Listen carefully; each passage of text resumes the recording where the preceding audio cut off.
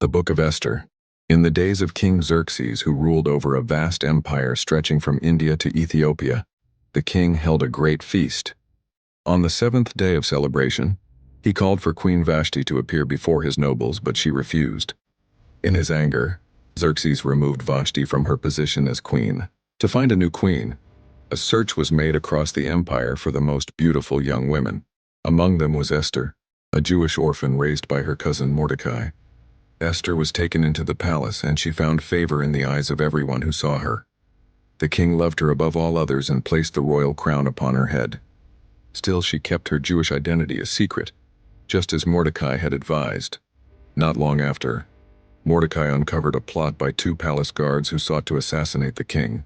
He told Esther, and through her warning, the king's life was spared. The account of this was written in the royal records. Meanwhile, a man named Haman rose to power as the king's chief advisor. All the king's servants bowed down to Haman, but Mordecai refused.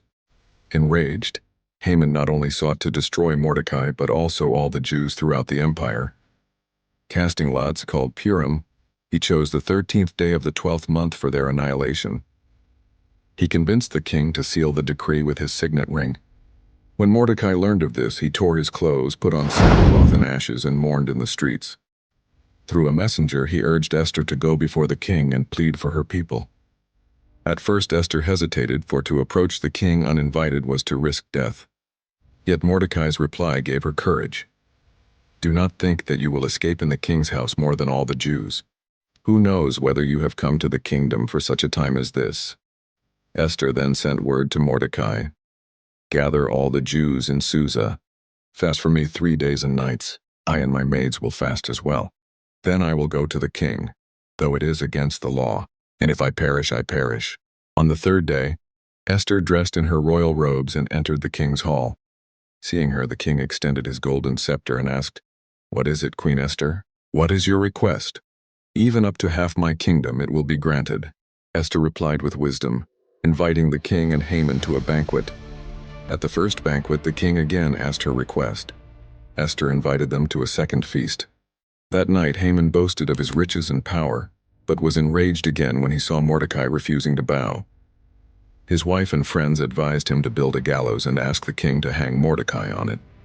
Haman agreed and had it built. But that same night the king could not sleep. He ordered the royal records to be read and discovered Mordecai's earlier act of saving his life. Realizing that Mordecai had not been honored, the king asked Haman, what should be done for the man the king delights to honor? Thinking it was himself, Haman suggested dressing the man in royal robes, placing him on the king's horse, and parading him through the city. To his shock, the king commanded him to do all this for Mordecai. At the second banquet, Esther revealed her identity at last. She said, "We have been sold, I and my people, to be destroyed, killed, and annihilated."